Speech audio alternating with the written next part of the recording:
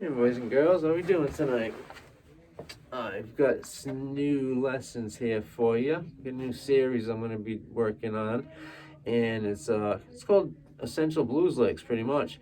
So what we're going to do is run through a whole bunch of blues licks that you can actually use in your own improvisations, and that's playing the blues, rock, metal, whatever you want to do, jazz. I mean, this stuff will work in just about any style.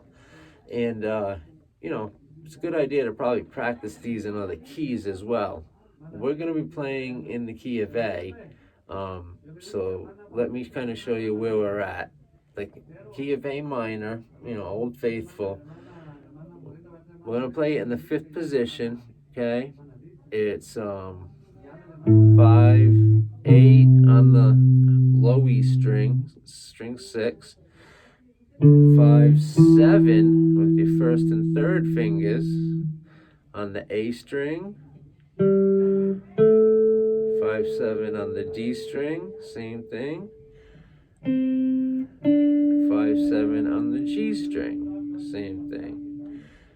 And then the B string will get 5 and 8, as well as the high E, 5 and 8. And I use my first and my third fingers sometimes for the 5 and the 8s on the B and high E strings.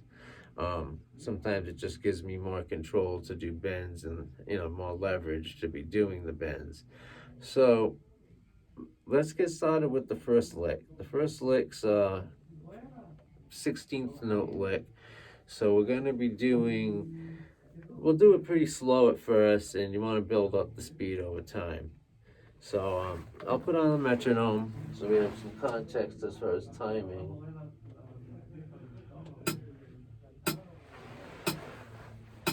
And jump right into it.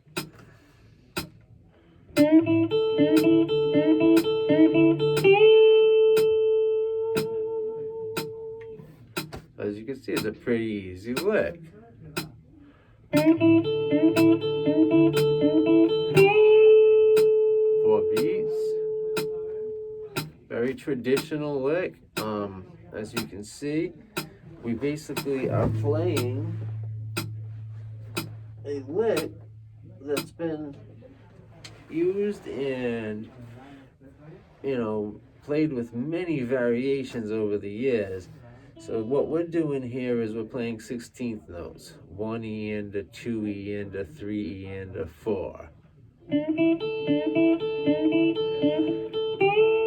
Hear it? 1 E and a 2 E and a 3 E and a 4.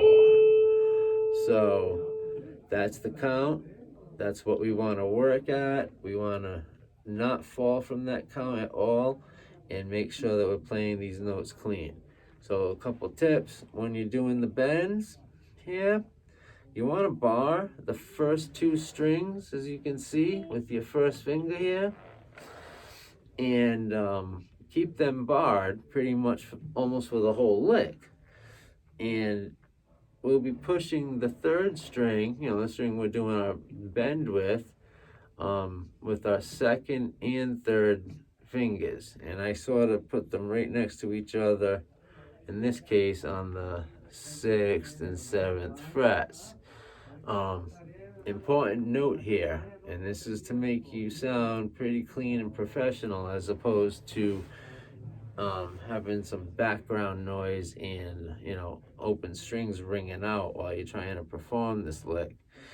You want to keep your first finger so it is touching the bottom of the 3rd string, or the G string. Hear that? So when I bend and let go, it just falls on my finger and it's muted.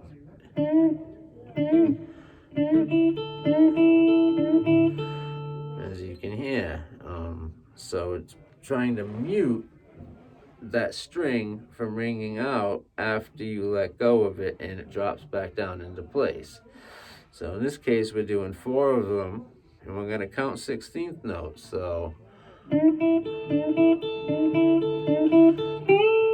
and then bend the 8th fret on the B string,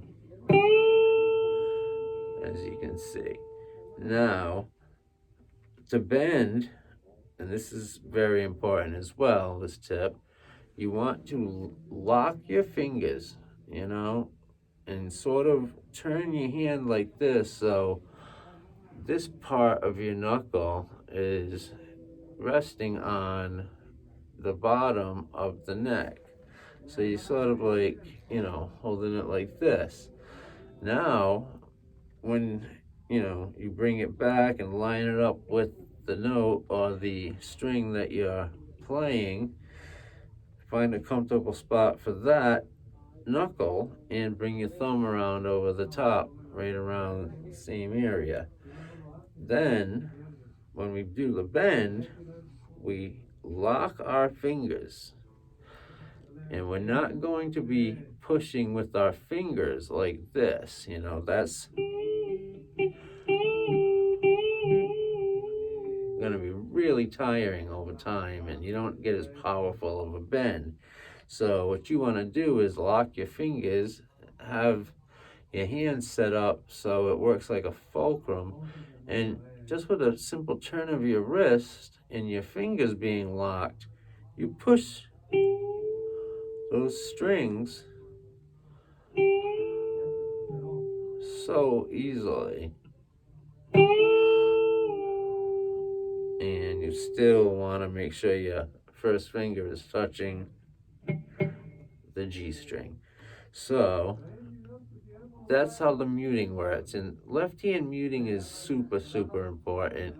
I know in the beginning it's all about standing your fingers on their tips, not touching any of the strings, and trying to be completely perfect with your technique, motion, and tone. With, you know, playing the blues after you've learned some licks and been playing the scales for a while, you can start adapting these little tricks and techniques and change your posture a little bit. So like I said, you know, you can touch the bottom of your guitar neck with your knuckle here and lock your fingers when you're doing this bend. It's going to take some time to get used to this, but you know, this is how you want to do it. That's it.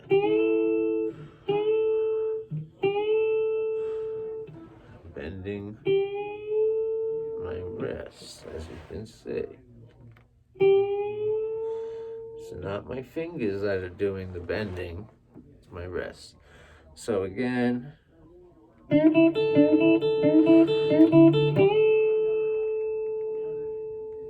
got it. So, hope you guys get that lick down, and I will see you for the next one as soon as possible. All right? Enjoy. Peace.